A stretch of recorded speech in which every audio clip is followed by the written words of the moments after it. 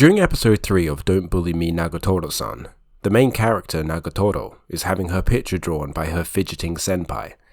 Because his behaviour is off-putting, Nagatoro tells him that she thinks he's acting weird. Specifically, she uses the word kyodoru, which means to act suspiciously. In the subtitles, this word was written as sus. This broke many people's minds as they found it unacceptable that something as tasteless as Among Us could impose itself into this anime. I'm here to tell you that this was a stupid thing to get upset about. Not only is sus a perfectly good substitute for kyodoru, sus is also a very commonly used word in England, as in the frequently uttered phrase, Diana's death is a bit sus, innit? So I'm going to talk about translations of anime and manga. Not dubs, mind you, that's an entirely different thing for another time. I want to specifically talk about the text part of translation, and how translation is very difficult and weird. Japanese is a rough language to try and convert into English. It's filled with wordplay and heavily relies on context to properly convey what's being said. Japan has cultural nuances that are so foreign to us, it's like they're from a different country altogether. The guy trying to translate the latest chapter of Butt Detective might be doing his best, but that N3 is only going to get him so far. If he's really struggling and can't find the words to convey the deep meaning behind saying, Sonna bakabakashi anime mada mitoru no, his next best course of action is to just explain what it means. And if that's the case, like bestowing the almighty, we look up towards the translator notes. Since nothing really happens in this section up here, it's treated as a free space to slap additional explanations for what's going on, which can result in massive paragraphs of words that you couldn't possibly read all before the scene moves on. But this isn't done without reason. Maybe a character makes a pop culture reference that would fly over our heads, or tells a joke that doesn't translate well. For example, here's one from Nichijo. While you might be able to find a cultural equivalent, it might break immersion having a Japanese kid suddenly reference something Western. Some might find it sus, so maybe translator notes are necessary to have. What's unnecessary though is the use of Japanese words when there's a perfectly good English word to use. I'm of course referring to the now infamous just according to Keikaku. Translator note, Keikaku means plan. But you know what, I like when translator notes are used like this. It gives a unique viewing experience. This moment in Death Note is supposed to be a tense scene where everyone has unwillingly become the newest passengers on Light's ruse cruise. Seeing this fantastic crescendo become a punchline, mocking people like Light is kind of appropriate, and overall indicative of how we should be seeing Light's role in Death Note. It's like the subtitles themselves have seen through Light's bullshit, and kind of developed their own personality. To understand what I mean, I recommend you go and check out the bad translation of Plastic Near-san on YouTube, in which this pretty good series is heightened by these slowly deteriorating translations. In its full 22-minute runtime, I counted 8 instances of mistakes in the subtitles, either them being out of sync, having typing errors, and at multiple points the translator just giving up and admitting that they don't know what the characters are saying. That's not even mentioning the weird word choice and overall flat presentation. This may sound abysmal to watch, but strangely it really suits it. Plastic Near-san is very rough, it has this vulgar humour, the characters have this disdain for each other, and it doesn't have anything to do with the plastic models everyone's sporting on their heads. At best, this anime series feels like it was spat out into the world to be quickly forgotten. It's a series that begrudgingly exists, and these lazy, inaccurate, out-of-sync subtitles, well, they do more for this series than any full translation team could ever do. And yes, there is a version of Plastic Near-san where the subtitles are correct, but then you'd be depriving yourself of one of the most perfect moments of characterization. When Near-san rolls along the floor, stands on her head and says, something irrelevant. You literally cannot buy that. It harkens back to an age where if you wanted to watch a non-mainstream anime series, something of this quality is all you'd get. A barely comprehensible mess, translated not by a team but by some guy, who at the end of the day was just a fan of anime, like you, and wanted the things that they liked to be liked by everyone else. I remember years ago when I was just getting into anime, I was watching Hidamari Sketch, and there was this one scene with the blonde girl, and her face goes really wide, and just at the top of the screen it said, gentlemen, prepare your nut bladder.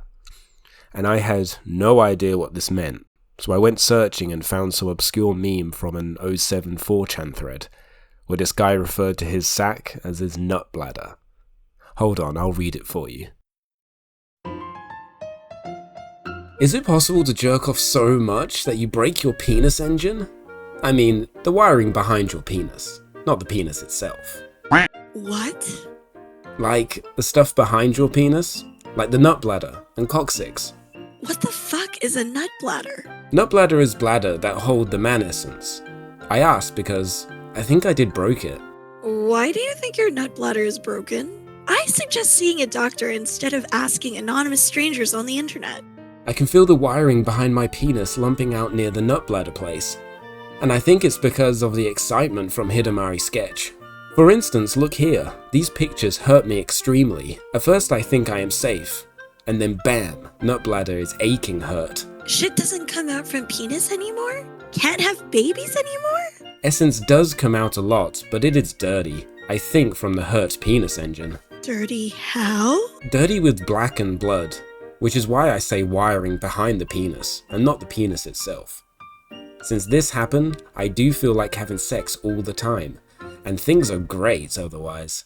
I think my heart is now pumping into my nut bladder. Go see a fucking doctor. Why are you asking here? I can't afford a doctor, so I'm enjoying this while it lasts long. The nut bladder is great. Speaking of fan-translated work, I'm sure most people are aware of the infamous translation of JoJo's Bizarre Adventure Part 4. Fandomly referred to as the Duang translations. They are the result of a Chinese guy's attempt to translate Japanese into English, resulting in this completely unintelligible, beautiful mess of words. I unironically believe saying, "I am the fucking strong," is the best way to pep talk yourself in the morning. But do you know about the Portuguese translation of Chainsaw Man? A Reddit post by the user named iiimortgage6490 on r/chainsawman details the controversial translation of Chainsaw Man for a Portuguese-speaking audience. I'll give you the footnotes, but go read the full post for more detail. In short, at the time, the only readily available Portuguese translation of Chainsaw Man was done by a group called Nakama Mangas. This group was well known for being a bit more loose with their translation in order to appeal to their Brazilian audience, sometimes to the detriment of the story's tone and context. According to this Reddit user, Nakamas Mangas' version of Chainsaw Man and the official version were completely different. The controversy comes from a line given to the Future Devil. In the Japanese version, the Future Devil's love for the future is expressed with him saying, "Mirai Saiko," which was translated into English as "the future rules" or "the future is the best." Nakama Mangas translated this line as, I'm not going to try and say this, so take it away text-to-speech. O futuro é pica. If you speak Portuguese, you've probably doubled over in laughter right now. But if not, from what I understand, Pica can describe something that is really cool, or penis. So the future is really cool, or the future is a dick. I suppose an equivalent for us would be like saying the future is the shit. It's a harmless pun, but it quickly became a beloved phrase, and fans hoped that this line would be recognized in Chainsaw Man's official translation. But when the time came, they would be disappointed, as the line was written as O futuro é top. Which means the same thing. It just doesn't have a penis in it. This angered fans who wanted to see the penis pun, so they waited with bated breath for the line's inclusion in the official Portuguese dub of Chainsaw Man. But again, they would be disappointed, as the line was spoken as O futuro é show. Which means the same thing. It just doesn't have a penis in it. And then the pitchforks really came out.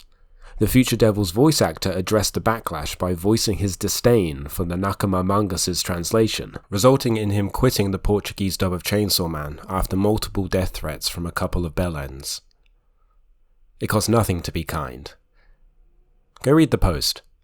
And I know I did say I wouldn't really talk about dubs, but if I didn't, that story wouldn't have an end, so shoot me. But those previous examples I gave are two rather unique cases.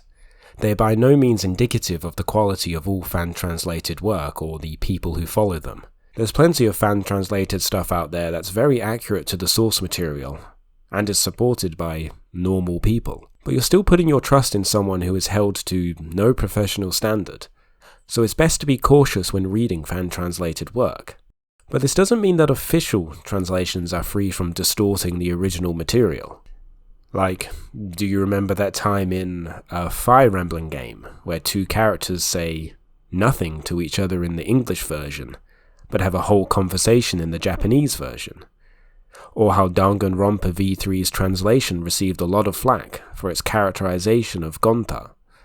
Fans believe Gonta came across as more intellectually stunted than he should have, raising concerns about his role in a story where he may not have the cognitive capability to understand what's happening, a la Of Mice and Men.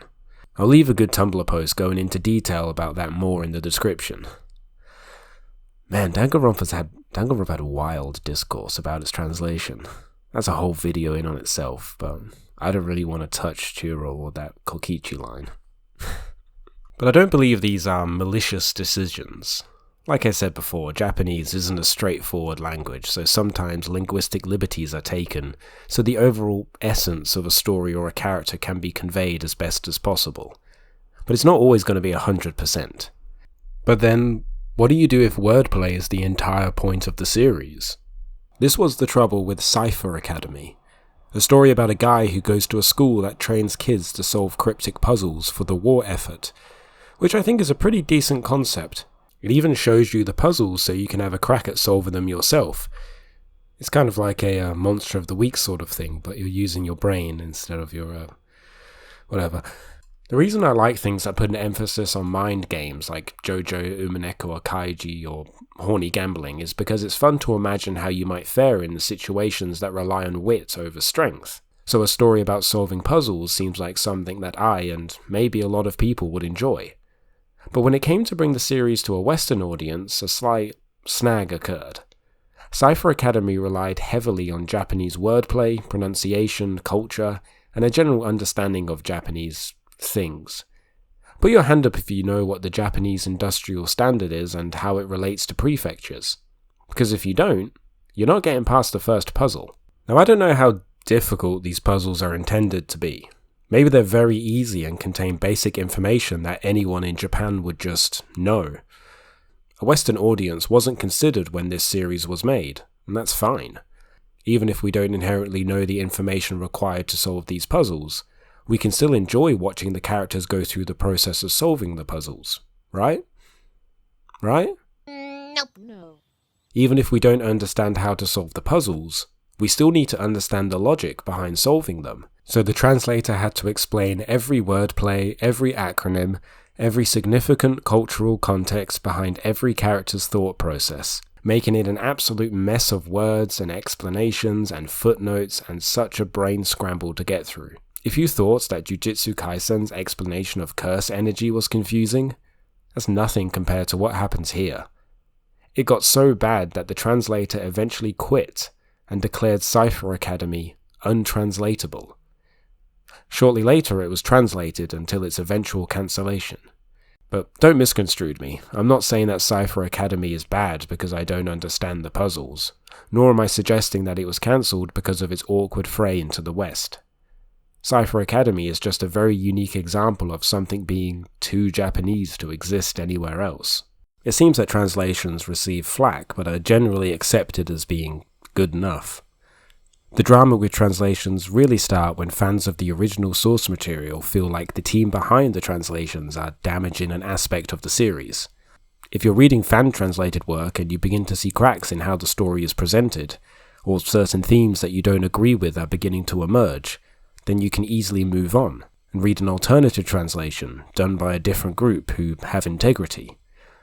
But when there's no other alternative, things can get messy. Due to the legal dubiousness of fan translations, they are frequently subject to termination when an official localization is announced. So if the official localization shows signs of outright malicious intent, it kind of sucks because there's no alternative. And I'm not talking about misunderstanding a character like I mentioned with Gonta, or anything sus like that. I mean when source material is straight up censored. I didn't really want to talk about censorship because that's an entirely different thing. But there is something I think is very important to bring up in regards to this topic. The example I want to use relates to Love Live, if you could believe that. In the defunct mobile game, Love Live School Idol Festival, there was a bit of a kick-up about a specific line said by one Nozomi Tojo. If you don't know about Nozomi, let's just say she's a serial appreciator of girls. In the Japanese version of Love Live School Idol Festival, Nozomi will casually express her like of cute girls. However, the English version replaced her fondness of cute girls with cute things. Fans began accusing the localization team of trying to censor Love Live's very prevalent girls' love themes, as Nozomi wasn't the only person to have her tastes altered. Eventually, there was a fix to make the text more in line with what was said in the Japanese version, but only because people made a fuss. If no one was there to notice, nothing would have been done.